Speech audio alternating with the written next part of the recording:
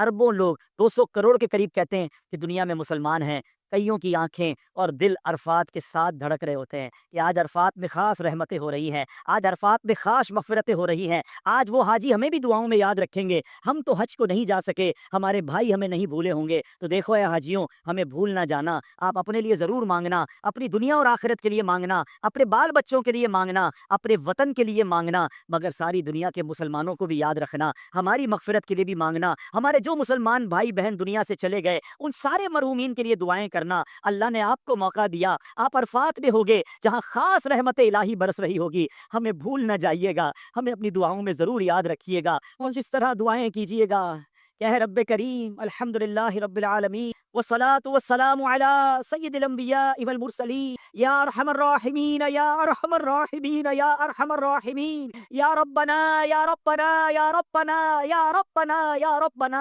یا اللہ یا رحمان یا رحیم۔ اے رب کریم کی زبان سے تیرا شکر ادا کرے، ہم گناہ گاروں کو، سیاہ کاروں کو تو نے آج عرفات کے میدان میں جمع ہونے کی سعادت دی۔ اے اللہ ہم نے کتابوں میں پڑھا ہے کہ عرفات کے میدان میں ہر سال تیرے دو نبی حضرت خضر علیہ السلام، حضرت الیاس علیہ السلام بھی حاجیوں کے درمیان عرفات کے میدان میں ہوتے ہیں۔ اے اللہ اس وقت عرفات میں لاکھوں حجاج موجود ہے، اس پہ تیرے بہت سارے نیک بندے بھی ہوں گے اور مجھ جیسا گناہ گار بھی حاضر ہے۔ اے اللہ تجھے تیرے ان اٹھے ہوئے نیک بندوں کے ہاتھوں کا واسطہ، اے اللہ آج میری لبیک قبول فرما لے، اے اللہ آج میری حاضری قبول فرما لے، اے اللہ ہمارا حج بھی قبول فرما لے۔ اے اللہ تو نے ہمیں تیرے نبی کے ذریعے، حدیثوں کے ذریعے یہ وعدہ ملا ہے کہ آج عرفات کے میدان میں جو لوگ حج کے لیے حاضر ہیں وہ گناہوں سے ایسے پاک ہو جائیں گے جیسے ماں کے پیٹ سے پیدا ہوئے ہیں۔ اے اللہ ہمیں بھی گناہوں سے پاک فرما دے۔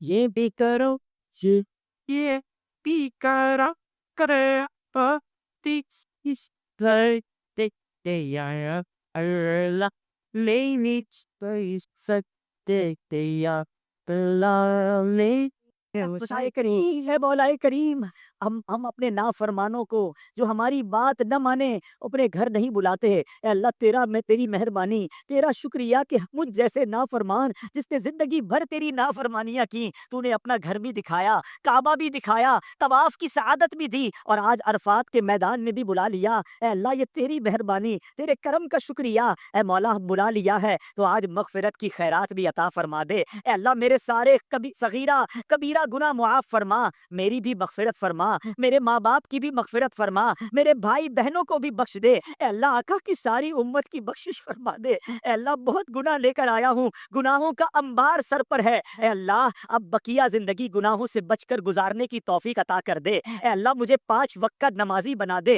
اے اللہ تجھ سے وعدہ کرتا ہوں کہ تو نے ایسی مہربانی کی ہے کہ کروڑوں لوگ ترس رہے ہیں، تو نے مجھ جیسے گناہ گار کو بلایا ہے۔ اے اللہ اب میں تیری نافرمانی نہیں کروں گا۔ اے اللہ اب میں تیری فرما برداری والی زندگی گزاروں گا، حلال روزی کماؤں گا، حرام روزی کے قریب بھی نہیں جاؤں گا، 5 وقت نماز ادا کروں گا۔ مگر مولا میں نیت کر سکتا ہوں، طاقت تو نے دینی ہے، مدد تو نے فرمانی ہے، استقامت تو نے دینی ہے۔ اے اللہ مجھے اپنے پسندیدہ بندوں میں شامل فرما لے۔ اے اللہ مجھے سنتوں کا پابند بنا دے، حرام روزی سے ہم سب کی جان چھڑا دے۔ اے کریم مولا تیرے دربار میں ایک اور التجا بھی ہے، اس بار تو نے اپنے کرم سے بلایا۔ اے اللہ یہ سفر آخری سفر نہ ہو، جب تک زندہ رہیں ہر سال اے اللہ مجھے حج کی سعادت نصیب فرما، ہر سال مدینہ طیبہ کی، بلکہ سال میں کئی بار حاضریاں نصیب فرما۔ اے اللہ جتنے بیمار ہیں انہیں شفا عطا فرما، قرض داروں کے قرضے اتر جائیں، بے اولادوں کو نیک اور صالح اولاد عطا کر دے۔ اے اللہ جب اس سفر کو چلا تھا کئی تیرے بندوں نے اشک بار آنکھوں سے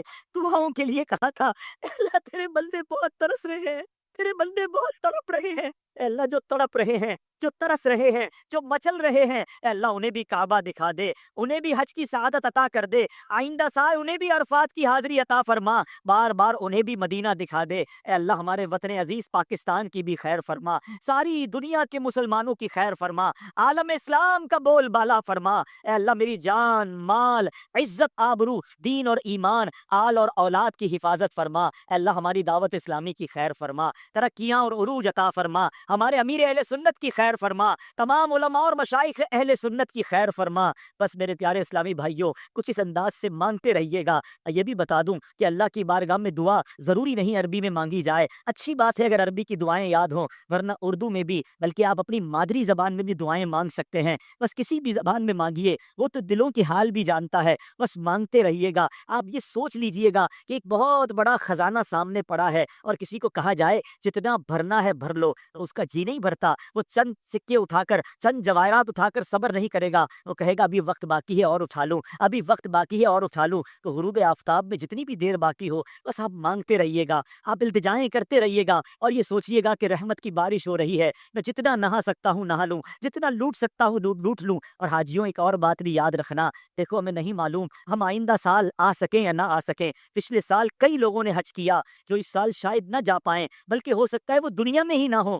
کیا معلوم ہمارا یہ سفر بھی آخری سفر ہو، اور یہ سوچ کر مانگنا کہ ہو سکتا ہے میرے مرنے سے پہلے اللہ نے مجھے ایک چانس دے دیا ہے، مجھے موقع دے دیا ہے کہ مرنے سے پہلے مغفرت طلب کر لو۔ تو بس دل جمعی کے ساتھ، خوش دلی کے ساتھ، رقت قلبی کے ساتھ خوب آپ نے دعائیں کرنی ہے، اور غروب آفتاب تک مانگے جانا ہے۔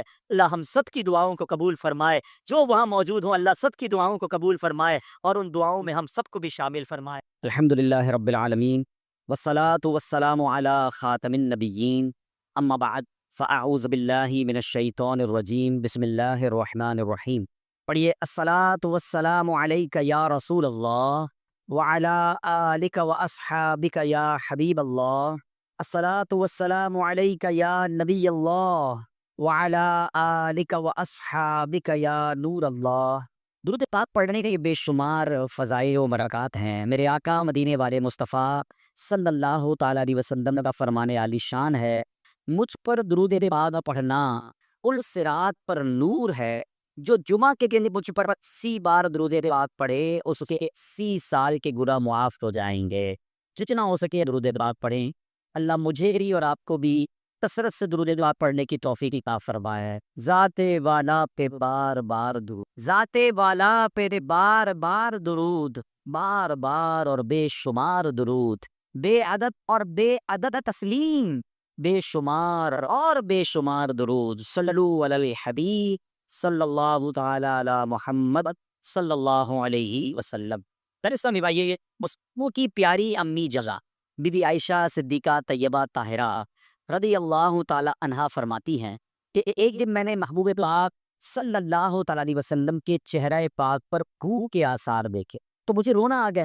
نبی پاک علیہ الصلوۃ والسلام کو بی بی عائشہ دیکھ رہی ہیں کہ چہرے پر بھوک کے اثرات ہیں، تو کہتی میں نے تڑپ کر عرض کیا یا رسول اللہ صلی اللہ علیہ وسلم، آپ اپنے رب سے کھانا کیوں نہیں طلب فرماتے کہ وہ آپ کو کھلائے؟ فرمایا اے عائشہ، خدا کی قسم اگر میں اپنے رب سے سوال کروں کہ پہاڑ سونے کے بن کر میرے ساتھ چلا کریں تو میرا رب ضرور ایسا فرمائے گا، پہاڑوں کو حکم فرمائے گا کہ وہ سونے کے بن جائیں اور میں زمین پر جہاں چاہوں اپنے ساتھ لے جاؤں۔ لیکن اے عائشہ، میں نے دنیا میں پیٹ بھرنے کی جگہ بھوک کو، مالداری کی جگہ فقر تو، خوشی کی جگہ غم کو اختیار کرتی۔ اللہ اکبر۔ مزید فرمایا اے عائشہ، بے شک دنیا نہ محمد علیہ الصلوۃ والسلام کے لائق ہے نہ آل محمد کے لائق۔ اے عائشہ، اللہ پاک اولو العزم رسولوں سے اس بات پر راضی ہوا کہ وہ دنیا میں مشکلات پر صبر کریں، پسندیدہ چیزوں سے رکے رہیں۔ پھر مجھے بھی اللہ پاک نے حکم فرمایا فاصبر کما صبر اولو العزم من الرسل، ترجمہ کنز العرفان، تو اے حبیب تم صبر کرو جیسے ہمت والے رسولوں نے صبر کیا۔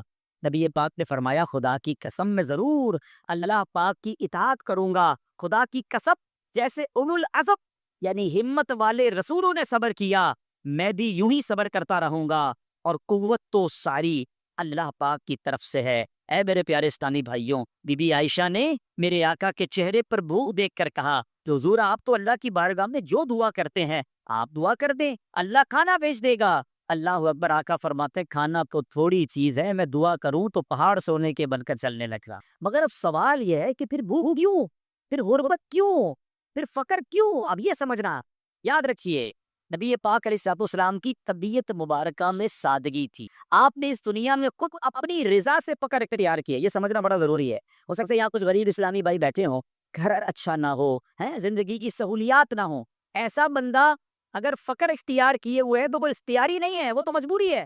وہ دعا کرتا ہے یا اللہ اچھا گھر دے دے، اچھا لباس دے دے، اچھا کھانا، وہ نکلنے کی کوشش کر رہا ہے اس میں سے، ٹھیک ہے نا؟ مگر نبی پاک مالک جنت ہیں مگر فقر اختیار کیے، مگر سادگی کی اختیار کیے ہوئے ہیں۔ ذرا غور کرے، میرے آقا وہ ہیں، آپ نے معجزات سنے ہوں گے، میرے آقا دعا فرمائیں تو تھوڑا سا کھانا ہزاروں کو کھلا دیا کرتے ہیں۔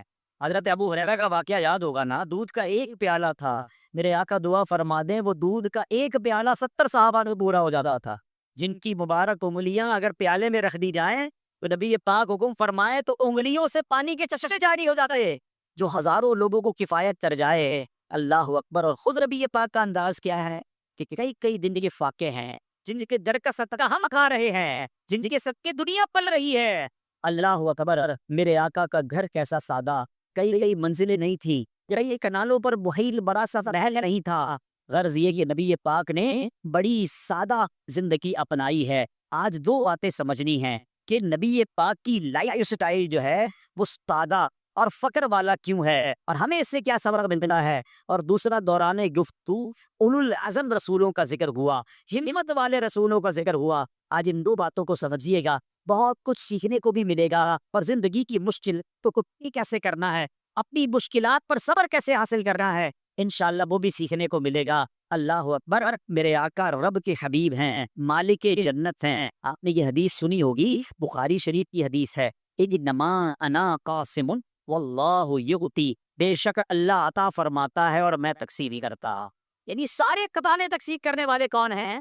وہ نبی پاک ہیں۔ اور خود حال کیا ہے کہ کئی دن کے فاقے ہیں، ہے نا کمال کی بات۔ اچھا، اس حدیث سے ایک عقیدہ بھی سمجھ آ جائے۔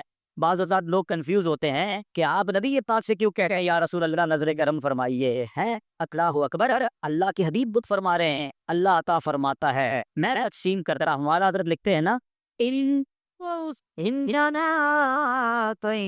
نا کل کوثر ساری کسرت پاتے کہ یہ ہے اللہ ہو۔ پہلے ٹیر میں کیا ہے؟ ایران کی آیت، اعلیٰ حضرت نے قرآن سے ثابت کیا کہ ساری بھی اور کوثر رب نے کس کو عطا کیا؟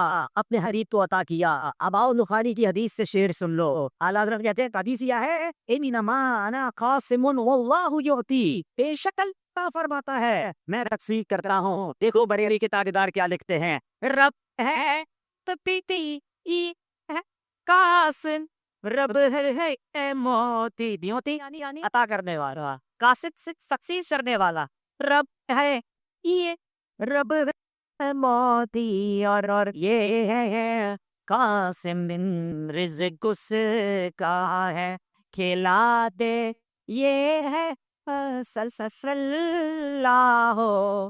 اب سمجھ کے آئی کہ ساری دنیا کو تخصیص وہ کر رہے ہیں، اور خود حال کیا ہے، اے ہے چچائی کا بچھونا، کبھی خاک ہی تے سونا نا، کبھی ہاتھ کا سہانا، مدنی مدینے والے، کبھی جو کی موٹی روٹی تو کبھی کھجور پانی، تیرا ایسا سادہ کھانا مدنی مدینے والے، تیری سادگی یہ لاکھوں، تیری عابدی میں لاکھوں ہو سلام آج جانا مدنی مدینے والے۔ تو اے میرے پیارے کامی بھائیوں، پتہ چلا کہ نبی پاک علیہ الصلوۃ والسلام حالانکہ قطارہ تقسیم کرنے والے ہیں، مگر نبی پاک علیہ الصلوۃ والسلام نے اختیاری ڈیلیبریٹلی فقر کو اختیار کیا۔ دیکھیں دنیا میں آپ کو کوئی آفر دے کے ₹1,00,000 لے لیں، 2,00,000 لے لیں، کیا کریں گے؟ مہربانی آپ کی دے دے بھائی، کون منع کرتا؟ آپ کو پتہ ہے پیارے آقا کو کیا آفر ملی تھی؟ آپ کو فرمایا گیا رب کی طرف پہ کہ اے محبوب دنیا میں قبول کر لے، آخرت پہ سے بھی آپ کا حصہ کم نہیں کیا جائے گا، یعنی دنیا میں بھی آپ بادشاہوں والی زندگی گزارے ہیں، اور ان نعمتوں کی وجہ سے آخرت کے انعامات میں سے کوئی کمی نہیں ہوگی۔ کیسی آفر تھی؟ اللہ اکبر۔ مگر سبحان اللہ، پیارے آقا نے کیا عرض کیا، اے مالک کریم میں چاہتا ہوں دنیا میں ایک دن بھوکا رہوں تو صبر کروں، ایک دن کھاؤں تو تیرا شکر ادا کروں۔ اللہ اکبر۔ کہیں ایک دن کھانا ہے، ایک دن بھوکا رہ کر صبر کرنا ہے، یہ کیسا انداز ہے؟ اللہ اکبر۔ یہاں ایک اور علماء نے بڑی پیاری بات فرمائی، فرماتے محبت رسول کی تاثیر ہی وہ کیا؟ یاد رکھیے ہر چیز کی تاثیر ہوتی۔ آگ کی تاثیر کیا ہے؟ آگ ہوگی تو جلا دے گی۔ کھانا کھانے سے بھوک مٹ جاتی ہے، یہ تو کھانے کی تاثیر کیا ہوگی بھائی؟ بھوک مٹا دیتا ہے۔ دوا کھائیں تو بیماری دور ہو جاتی ہے، یہ دوا کی تاثیر ہے۔ تو محبت الہی کی تاثیر کیا؟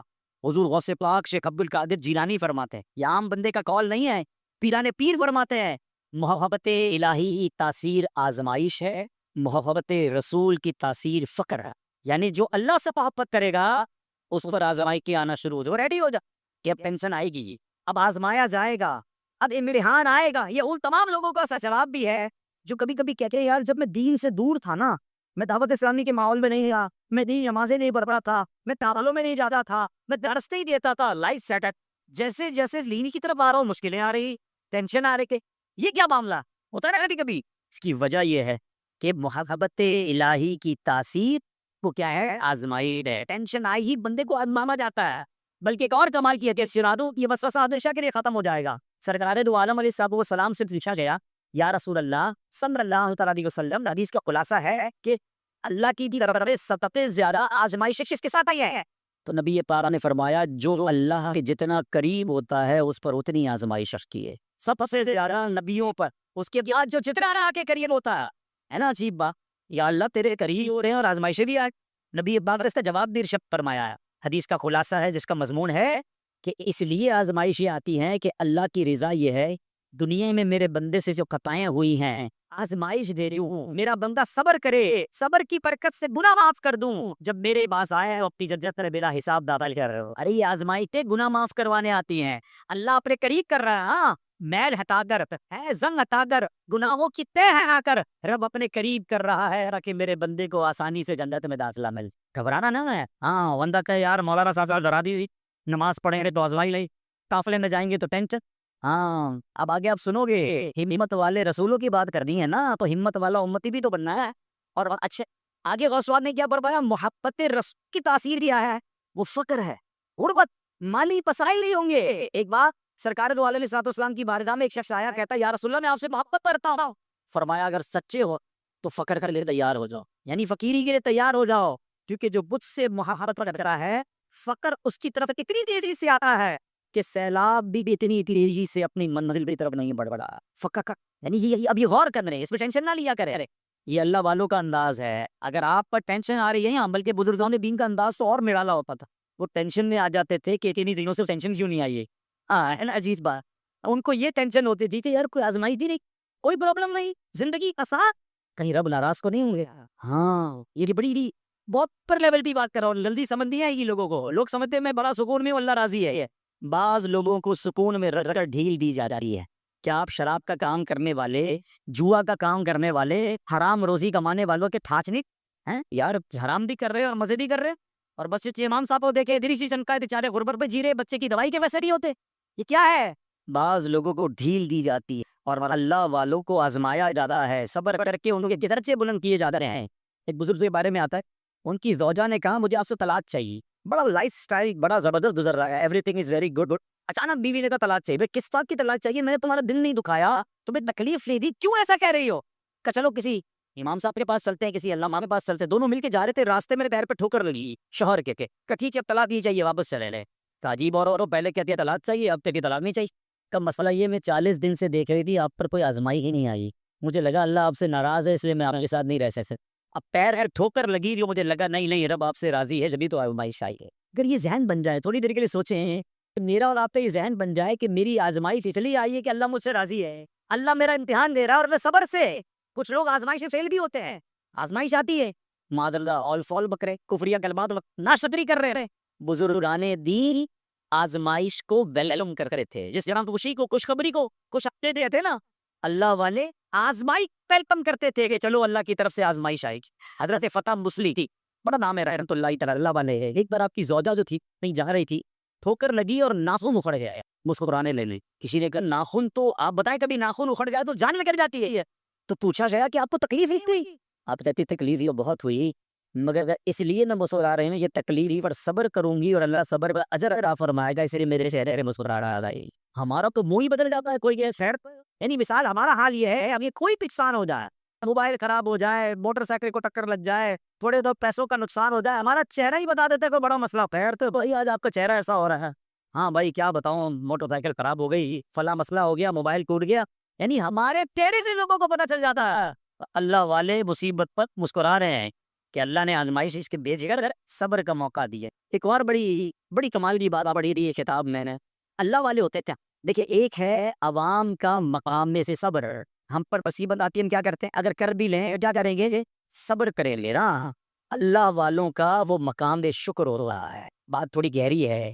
جہاں عام لوگوں کا مقام صبر ہو رہا ہے وہاں اللہ والوں کا مقام شکر ہوتا ہے۔ ہم کیا کہتے ہیں، اے اللہ مجھے اسی سال لے لیتے ہیں۔ ہم جب بھی اللہ سے دعا کریں گے نا، ہم اپنے مسائل کا سولوشن چاہتا ہے کہ اللہ بچوں کو بھی خوشحالی دے، مال میں بھی برکت دے، سکون والے زندگی دے۔ یعنی ہم اللہ سے یہ کہہ رہے ہوتے ہیں کہ اللہ جس حال میں راضی ہوں اس حال پہ رکھ۔ اللہ والے کہتے ہیں اللہ جس حال میں تو راضی ہے اس حال میں۔ یہ بہت فرق ہے۔ اگر رب عز و جل میری آزمائی میں راضی ہے، اگر اللہ میری مشکل میں راضی ہے، اللہ میں بھی راضی ہوں۔ اللہ سے ہم کیا کہتے ہیں، اللہ مشکل دور کر دے، پریشانی دور کر دے، بیماری دور کر دے۔ یہ عام لوگوں کی دعائیں ہوتی ہیں۔ اللہ اکبر، جو اللہ والے ہوتے ہیں نا تو کیا کہیں، مولا جس حال میں تو راضی ہے میں بھی اسی حال میں رہ جے سونا میرے دکھ وچ راضی ہے، جے سونا میرے دکھ وچ راضی میں سکھ نو چلے پاوا ہوں۔ کہتے ہیں اگر میرا رب میرے دکھ میں راضی ہے نا تو پھر سکھ کو کیا کرنا ہے، پھر سکھ نہیں چاہیے۔ باتیں آج گہری ہو رہی ہیں، باتیں آج مشکل ہو رہی ہیں، لیکن اگر جس کو سمجھ آ گئی پھر وہ اپنی مشکل کو بھی انجوائے کرے گا، پھر وہ اپنی پریشانی کو بھی انجوائے کرے گا، وہ اللہ کی رضا پر راضی ہو جائے گا۔ آپ بتاؤ نا یار، میرے اور آپ کے تو خیریات ہے ہی کچھ نہیں، میں اور آپ کیا کہہ سکتے ہیں اپنی مشکل کو دور کرنے کے لیے؟ میں تو اس کی بات کر رہا ہوں جو ہاتھ اٹھائیں کو بارش برسنا شروع ہو جاتی تھی۔ بھول گئے وہ واقعہ؟ صحابی نے کہا تھا حضور بارش ٹھیک ہو رہی، آقا نے ہاتھ اٹھائے تو بارش برستی ہے۔ اگلے ہفتے آ کر کہتے ہیں آقا ڈوب رہے رکوائیے، آقا ہاتھ اٹھاتے ہیں تو بارش رک رہی ہے۔ تی طاقت والے آقا ہے، اعلیٰ حضرت کہتے ہیں نا جن جن کو سوئے آسماں پھیلا کے جل چل بھر لیے، صدر کا ان ہاتھوں کا پیارے ہم کو بھی درکار ہے۔ سیکھتا ہے مگر مالک کونین ہیں گو پاس کچھ رکھتے نہیں، دو جہاں کی نعمتیں ہیں ان کے خالی ہاتھوں میں ہاتھ خالی ہے، مگر اللہ کی عطا سے جو جہاں کی نعمتوں کے مالک بھی۔ تو پھر ہم کس بات پر گھبرا رہے ہیں؟ علماء نے اس بات پر بھی بحث کی ہے، ڈیبیٹ کی ہے کہ جناب نبی پاک نے یہ دانستہ ڈیلیبریٹلی اختیاری فقیری اور سادگی کی اختیار ہے۔ نبی پاک تو بادشاہوں والی زندگی گزارا۔ علماء نے بڑی پیاری بات فرماتے ہیں کہ اگر پیارے آقا مہنگے مہنگے کپڑے پہنتے تھے، مہنگا کھانا کھاتے، مہنگی سواری ہوتی، عالیشان محل ہوتا، زبردست مہنگا بستر ہوتا، تو نبی پاک کے غریب امتی تو مارے جاتا ہے۔ غریب امتی تو سوچتا ہی رہتا نبی پاک ہے تو جناب بٹیر کھایا اور پیارے آقا نے ہرن کا گوشت کھایا اور یہی سنت ہے، تو میں تو غریب ہی، میں سنت پر عمل کیسے کروں گا؟ پیارے آقا مہنگے مہنگے لباس پہنتے تھے، میرے پاس تو کپڑے ہی نہیں ہے۔ نبی پاک جناب مہنگے بستر پر سوتے تھے، میرے پاس تو چٹائی ہے۔ غریب امتی سنت پر عمل کیسے کرتا؟ اللہ اکبر، میرے آقا جانتے ہیں کہ میرے امتیوں میں اکثر غریب ہوں گے۔ میرے آقا نے خود سارا زندگی گزاری کہ اگر امتی چٹائی پر سو رہا ہے تو دل چھوٹا نہ ہو جائے، اس کو اطمینان ہو جائے کہ میرے نبی بھی چٹائی پر سویا کرتے تھے۔ اگر امتی کو ایک دن کا کھانا نہیں ملا، فاقہ ہے، اسے تسلی رہے کہ میرے آقا وہ ہیں جو کئی دن کا فاقہ کرتے تھے۔ امتی صرف روٹی کھا رہا ہے، سالر نہیں ہے، تو تسلی ہو جائے کہ میرے آقا وہ ہیں جو کبھی کھجور اور پانی پر گزارا کر لیا کرتے۔ ارے امتی کے پاس اگر اچھا نیا لباس نہیں ہے تو دل شوزہ نہ کرے، میرے آقا وہ ہیں تو چکر کے ہزاروں کے مالک ہیں، مگر لباس پر پابند لگا ہوا تھا، سادہ لباس پہنا کرتے تھے۔ اللہ اکبر، وہ صورت ادا ہے میرے آقا کی، اتنی سنتیں آسان ہو گئیں غریبوں کے لیے عمل کرنے کے لیے۔ ہاں تو امیر امتی ہیں، اب وہ چاہیں تو سادگی اختیار کر کے اس سنت پر عمل کر لیں، غریبوں کو ٹینشن نہیں ہونی چاہیے۔ اللہ سے پیارے آ رہا ہے تو آج یہ بات سمجھ آ گئی کہ اگر کسی وجہ سے تنگی ہے، کسی وجہ سے فقیری ہے، کسی وجہ سے جناب نعمت کم ہے یا کسی آزمائش میں ہو، حکمت میں رہنا اور نبی کی آگ کو یاد کر لینا۔ پیارے آقا علیہ الصلوۃ والسلام کیسے رول ماڈل ہیں کہ غزوہ خندق کے موقع پر کیا ہوا، ایک صحابی بھی بھوک سے پریشان اور پیارے آقا کی بارگاہ میں آ کر کہتے ہیں حضور بھوک لگ رہی ہے، اور اپنا کرتا اٹھایا تو پیٹ پر پتھر بندھا ہوا۔ یہ کون ہے؟ صحابی رسول، قطعی جنتی، آقا کے ساتھی۔ کبھی پیٹ میں پتھر باندھا ہے بھوک کی وجہ سے، پھر بھی شکوہ ہے، ان کے پیٹ میں پتھر تھا مگر شکوہ نہیں تھا۔ مگر کمال دیکھو کہ جب صحابی نے کہا نا حضور بھوک نے سسایا ہے، پیٹ پر پتھر باندھا، پیٹ کو تھوڑا وزن دیا، نبی پاک نے اپنا کرکڑا اٹھایا تو پیٹ پر 2 پتھر بندھے ہوئے۔ رول ماڈل نبی پاک تمام غریبوں کے لیے دلاسا ہے، میرے آقا تمام دنیا میں پریشان حال لوگوں کے لیے دلاسا ہے۔ اور اب آگے چلو، دوسرا ٹاپک پہ تھا اولو العزم رسول کون ہے؟ حکمت والے رسول۔ قرآن نے کیا فرمایا نبی پاک سے؟ فَاصْبِرْ كَمَا صَبَرَ أُولُو الْعَزْمِ مِنَ الرُّسُلِ۔ تو اے حبیب تم صبر کرو، کیسے ہمت والے رسولوں نے صبر کیا۔ حضرت عبداللہ بن عباس رضی اللہ تعالیٰ عنہما جو کہ صحابی رسول ہیں، آپ فرماتے ہیں اولو العزم رسول 5 ہیں۔ آسان کر دیتا ہوں، حضرت موسیٰ، حضرت عیسیٰ، حضرت نوح، حضرت ابراہیم، اور 5ویں خود ہمارے آقا جناب رسول اللہ علیہ الصلوۃ والسلام۔ عقیدہ سن لیں، ہمارا نبوت کے بارے میں عقیدہ کیا ہے؟ نبوت میں سب کے سب نبی برابر ہے، البتہ درجات کے لحاظ سے بعض کو بعض پر فضیلت ہے، یہ عقیدے کی بات یاد رکھنی ہے۔ ساری مخلوق میں انبیاء کرام سب سے افضل ہے، یہ بھی عقیدہ سمجھ لیں کہ جتنے بھی اولیاء ہیں نا سب ہمارے سروں کے تاج، مگر یاد رکھیں کوئی ولی، کوئی کتب، کوئی ابدا کسی صحابی کے مرتبے پر نہیں پہنچ سکتا۔ اتنا بڑا مرتبہ ہے صحابی رسول، اچھا پھر کوئی وہ کسی نبی کے مرتبے پر نہیں سکتا، ٹھیک ہے، یہ بھی یاد رہے گا۔ اور کوئی نبی جناب رسول اللہ علیہ الصلوۃ والسلام کے مرتبے تک نہیں پہنچ سکتا، تو یہ بات یاد رہے گا۔ انبیاء سب سے اچھا پھر انبیاء کرام دے کم و بیش 313 رسول آیا ہے، ٹھیک ہے، اور یہ باقی تمام نبیوں سے افضل ہے تو رسول ہیں، اور پھر ان 313 میں جو 5 اولو العزم رسول ہیں ان کا رتبہ ان سب سے بھی اونچا ہے، اور پھر 5 میں اللہ اکبر سب سے افضل و اعلیٰ کون ہے؟ ہمارے آقا صلی اللہ علیہ وسلم۔ اعلیٰ حضرت نے یہ پورا عقیدہ ایک شعر میں سمجھا دیا، جبھی تو اعلیٰ حضرت سے پیار ہے، پوری بات کو دریا کے پوزے میں بند کر دیتے ہیں۔ کیا فرمایا؟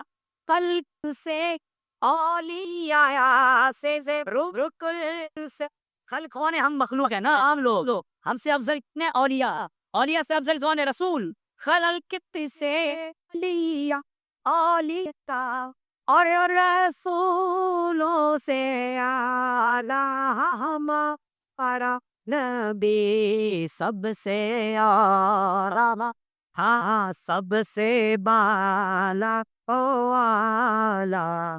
اب نبی پاک کو اللہ نے کیا فرمایا؟ فاصبر کما صبر اولو العزم من الرسل، تو اے حبیب تم صبر کرو جیسے ہمت والے رسولوں نے صبر کرنے کی تلقین اللہ قرآن میں فرماتا ہے۔ اب صبر ہے کیا؟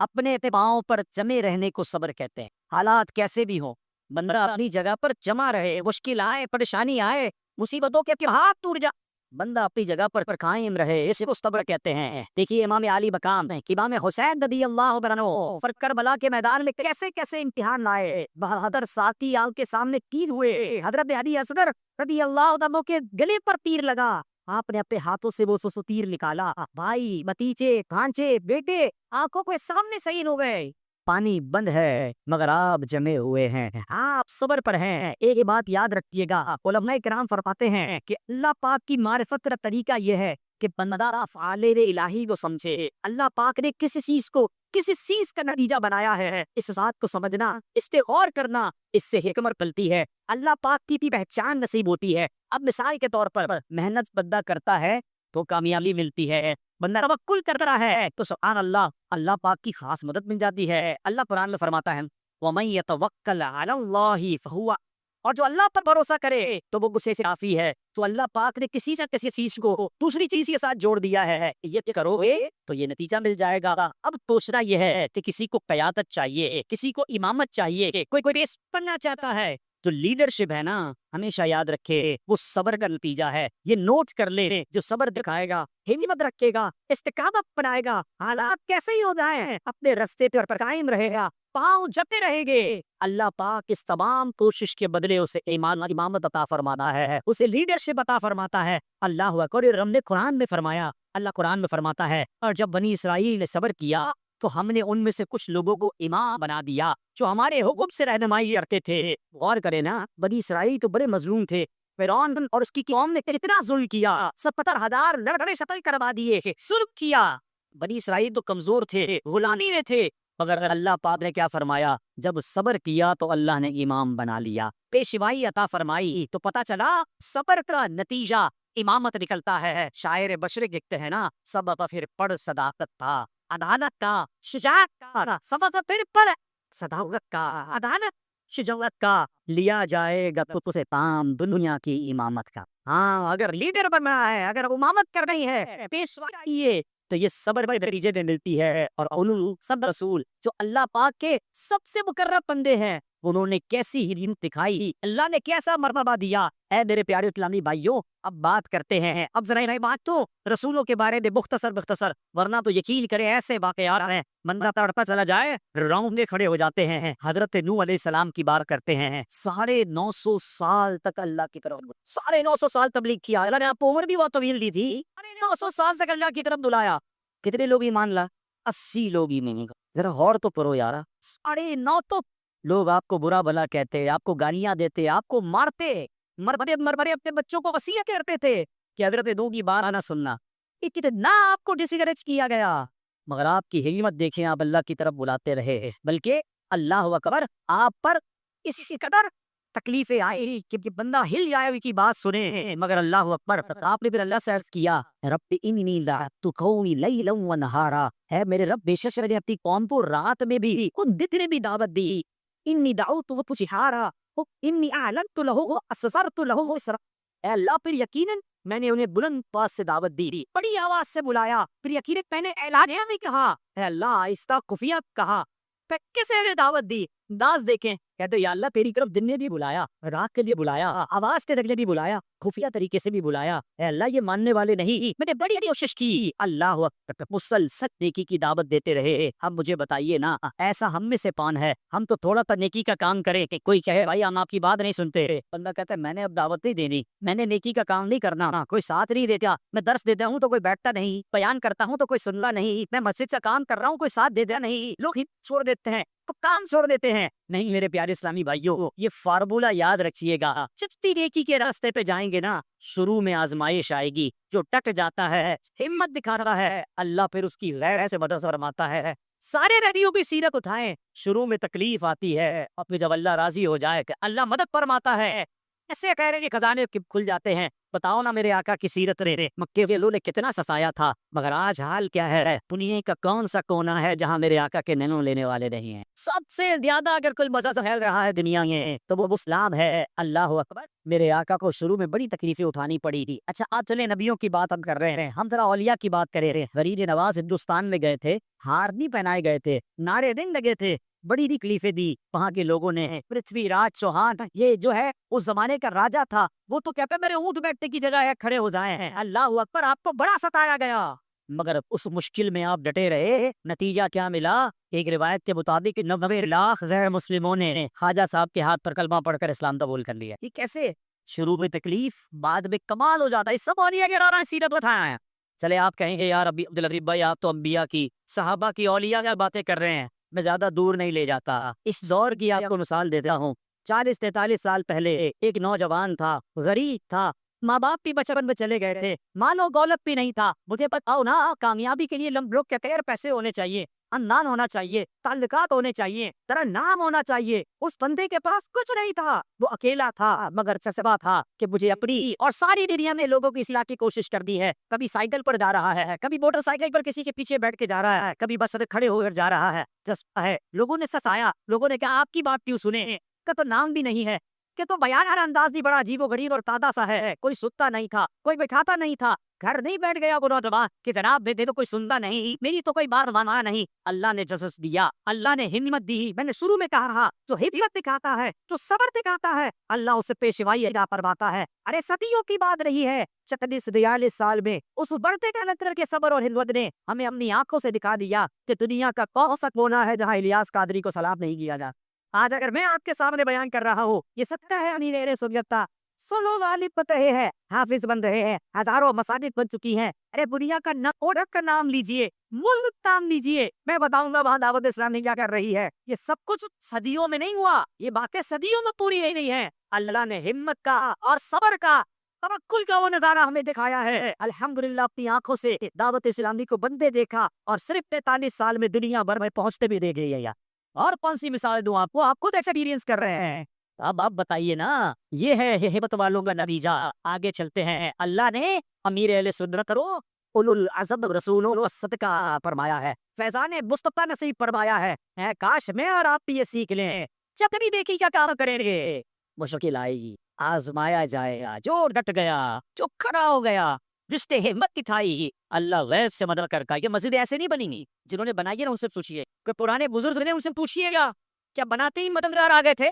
تو سنائیں گے آدھار اسٹوری کہ کتنی مشکل تھی، کتنی پرابلم تھی، ہی کوئی نہیں دیتا تھا، تھوڑے تھوڑے کر کے ہم نے کوشش کی، اور آج اللہ نے کیسا اس مسجد کو آباد کیا کہ پیر رکھنے کی جگہ نہ نہیں۔ وقت لگتا ہے، ہاں ہم ہمت چھوڑ جاتے ہیں، ہم صبر نہیں کرتے۔ آؤ حضرت ابراہیم علیہ السلام، آپ کے صبر کی تو کیا بات، حضرت ابراہیم پر تو اتنا بڑا پیام ہو سکتا ہے، مگر اگر میں صرف جھلکیاں بتاؤں، ہائے ہائے، آپ تو پتا ہے حضرت اسماعیل اتنی عمر میں پیدا ہوا ہے، حضرت ابراہیم عمر میں 99 سال ہو گئی تھی، کیا مانگتے تھے؟ اسماع یا ایل، اسماع عربی کا لفظ ہے، ایل عبرانی زبان کا لفظ ہے، مانا کیا بن رہا ہے؟ ایل کے مانا پروردگار، اے اللہ، اسماع مانے اے اللہ سن لے، اے اللہ سن لے، بیٹا چاہیے، اے اللہ سن لے، 99 سال کی عمر میں اللہ نے بیٹا عطا کیا، آپ نے نام ہی اسماعیل رکھ لیا۔